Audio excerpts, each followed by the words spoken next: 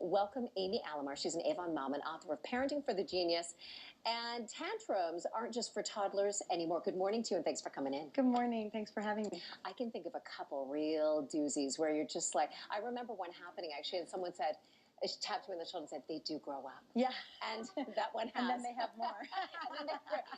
well, that's the problem now, that one that, you know, they were talking about my son, he's now hit 12, and now the teen thing, tantrums have taken a different form. What do we do here? Yes. Help. So a tantrum for a young child, a toddler, is basically they can't express themselves. They don't have the words. Okay. And so they're frustrated and they're being told no maybe. And so they start to throw a fit. And as they reach the teen and tween years, it's a similar concept. So their brains are going through so much transformation. They're developing, they're becoming independent, yet they still need mom and dad. Yes. And they also, you know, want to fit in, but yet they want to stick out. So they're trying to kind of do all of this at once, and they come home. None of it's working. And they come home and they let it all out, and they don't have the way to express it, just like a toddler didn't.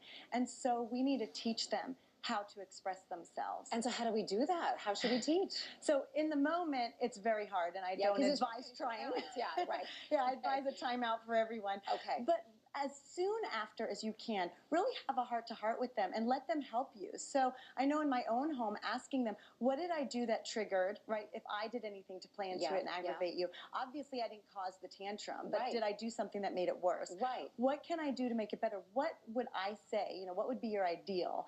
And then they can talk to you about, you know, how do we set this up? How do we set all of us up for, you know, success?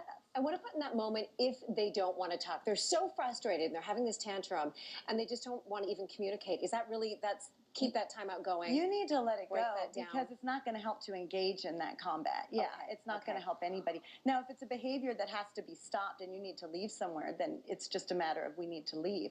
But if you're at your home, just take a break. Breathe deeply, everybody. What about, you know, when it really is time to go seek counseling, maybe get some therapist help? Yeah, so if your kid's throwing a lot of fits and this is abnormal for their behavior, don't panic yet. Okay. First, lean on your support system. So you have a pediatrician, you have, you know, teachers, school counselors. Lean on them. Find out what's the behavior at school, and is this just happening at home, or is this bigger? Okay. If you feel like that's gotten out of your control and this isn't helping you, then it's time to ask for a referral for professional help and maybe something more direct with your child. But you don't have to panic straight away. You do have some, you know, action you can take before that. Good to know. So there's stages to get there, and hopefully in the end everybody comes out feeling better. Yeah. It's a frustrating thing for everyone involved, for sure. Dr. Amy Alamar, thank you so much. Thanks Good information. Yeah.